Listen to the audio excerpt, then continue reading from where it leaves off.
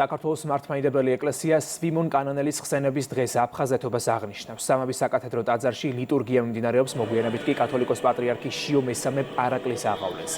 ძველი ქართული და უცხოელი მემატიანეების ცნობით, სვიმონ კანანელმა ანდრია მოციქულთან ერთად პირველმა იქადაგა ქრისტიანობა სამხრეთ და დასავლეთ საქართველოში, მათ შორის აფხაზეთშიც და მისი მოწამეობრივი აღსასრულის შემდეგ მოგვიანებით აფხაზეთში ახალ ათონში მოციქულის სახელზე მცირე ეკლესია ააგეს. აფხაზეთის დღე საქართველოს კათოლიკოს პატრიარქის ილია მეორის ინიციატივით 2014 წლიდან აღინიშნება.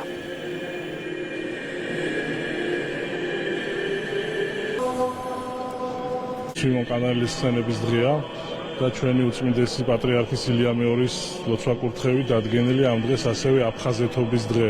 აქ არის გაერთიანებული ფაქტიურად უკვე სულიერად მთელი საქართველო ამ დღის ირგვლივ, იმ იმედით, რომ აუცილებლად ძალიან მალე სვიმონ კანანელის ლოცვა-კურთხევით და მფარველობით ჩვენ დავბრუნდებით ჩვენ სახლში აფხაზეთში. სვიმონ კანანელი აფხაზეთში არის დაკრძალული, განსაკუთრებით აფხაზეთობაც ქვია ამ დღეს და მადლობა ღმერთს, რომ აი ასეთი სახით აღინიშნება. ღმერთმა ინებოს, რომ გამთლიანდეს ჩვენი ქვეყანა და დავიბრუნოთ ის ჩვენი სანატრელი აფხაზეთი.